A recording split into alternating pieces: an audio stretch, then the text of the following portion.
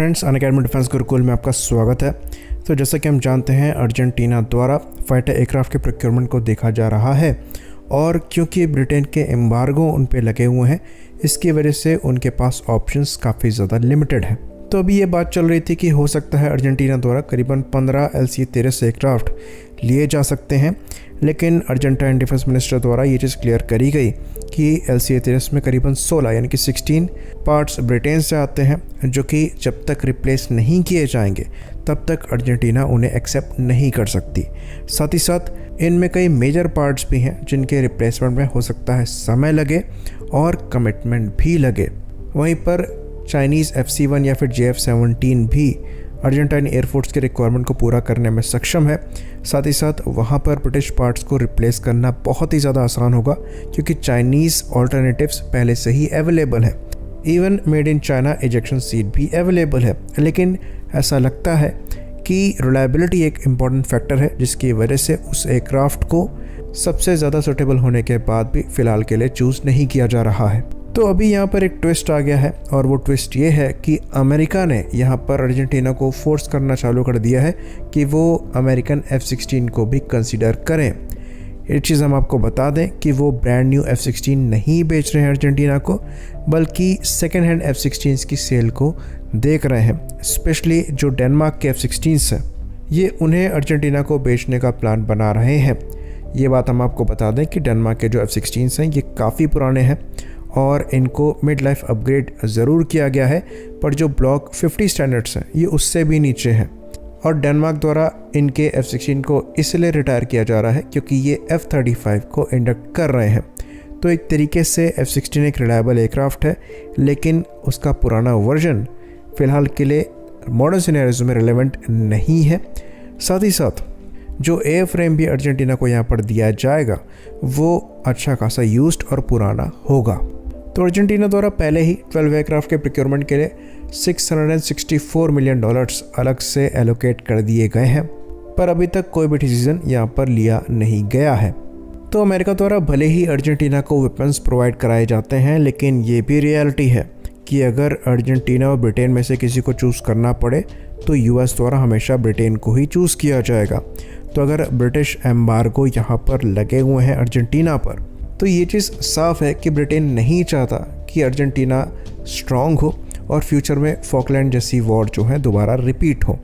तो अमेरिका इसके अगेंस्ट में काम नहीं करेगा, और इसलिए उनके द्वारा ऐसे फाइटर्स ऑफर किए जा रहे हैं जो कि इनके एलाई रिटायर कर रहे हैं। तो करीबन 24 के आसपास F-16 जो हैं ये अर्जेंटीना को ऑफ़र किए जा सकते हैं, और वो भी काफ़ी ज़्यादा कम दामों पर। उसके बाद हो सकता है अमेरिका इनको अपग्रेड भी ऑफ़र करे, पर मोस्ट प्रोबेबली वो अपग्रेड लिमिटेड ही रहेंगे।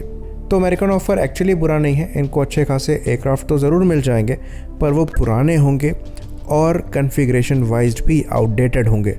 तो तेजस जो है इनके लिए एक्चुअली एक ज़्यादा बेटर ऑप्शन है, क्योंकि ये लाइट कॉम्बैट प्लेटफॉर्म है और साथ ही साथ मॉडर्न टाइम के हिसाब से इसको ऑलरेडी अपग्रेड किया जा चुका है।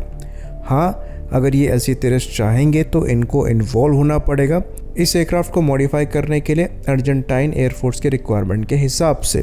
और ये चीज़ हमने पहले भी डिस्कस करी है कि ऐसे मॉडिफिकेशन कोई नई बात नहीं है। Su-30 MKI हमारे सामने एक अच्छा एग्जाम्पल है, जो कि Su-30 का एक वेरिएंट है, स्पेसिफिकली इंडिया के लिए मॉडिफाई किया गया है। वहीं पर Su-30 MKM जो है ये स्पेसिफिकली मलेशिया के लिए मॉडिफाई किया गया है, और कंट्री स्पेसिफिक सेंसर्स यहाँ पर लगाए गए हैं। सेम चीज़ LCA-13 के साथ भी करी जा सकती है, और ब्रिटिश कंपोनेंट्स के ऑल्टरनेटिव्स पहले से ही मौजूद हैं।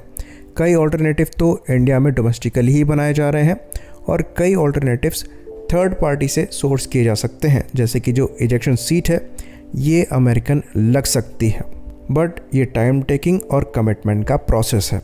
तो जो ये चीज़ कही जा रही है कि अब अमेरिका द्वारा क्योंकि यहाँ पर प्रेशर बनाया जा रहा है F-16 को कंसीडर करने के लिए, इसलिए अब F-16 ही यहाँ पर अर्जेंटाइन एयरफोर्स द्वारा चूज़ किया जाएगा, ये बिल्कुल गलत है।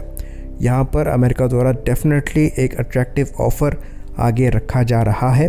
साथ ही साथ अपने डिप्लोमेटिक सोर्सेज को यूज़ करके भी वो इस सेल को सिक्योर करने की कोशिश करेंगे, लेकिन ये चीज़ नज़र आ रही है कि अर्जेंटाइन गवर्नमेंट और मिलिट्री इंडिया को एज एन ऑल्टरनेटिव देखती है, जिसकी वजह से हेलीकॉप्टर प्रोक्योरमेंट को लेकर लेटर ऑफ इंटेंट पहले ही साइन कर लिया गया है और एयरक्राफ्ट को लेकर भी यहाँ पर बातचीत एक्सटेंडेड लेवल पर हो रही है ताकि किसी तरीके से कोई अरेंजमेंट यहाँ पर करी जा सके जिससे अर्जेंटीना एयरफोर्स इन प्लेटफॉर्म को ले सके। बाकी इस वीडियो को ख़त्म करने से पहले एक काफ़ी इम्पोर्टेंट अनाउंसमेंट हम यहाँ पर करना चाहेंगे। तो अगर आप डिफेंस एस्पिरेंट हैं, आपके लिए जो अनअकैडमी का अनलॉक 25 ऑफ़र है इसको एक्सटेंड कर दिया गया है।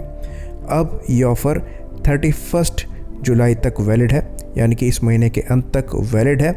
और इस ऑफ़र के अंतर्गत आप सीधे अनअकैडमी के डिफेंस सब्सक्रिप्शन पर चाहे प्लस चाहे आइकॉनिक 25% सेव कर सकते हैं। साथ ही साथ अगर आप 1 साल का सब्सक्रिप्शन लेते हैं तो आपको 3 महीने बिल्कुल फ्री मिलेगा। अगर आप 2 साल का लेते हैं तो आपको 6 महीने बिल्कुल फ्री मिलेगा। याद रखिए, ऑफ़र 31 जुलाई तक ही वैलिड है। ज़रूरी लिंक्स आपको डिस्क्रिप्शन में मिल जाएंगे। साथ ही साथ अगर आप डिफेंस एस्पिरेंट हैं तो गूगल फॉर्म को ज़रूर भरें ताकि हम आपके हिसाब से ऑफ़र्स को ला सकें।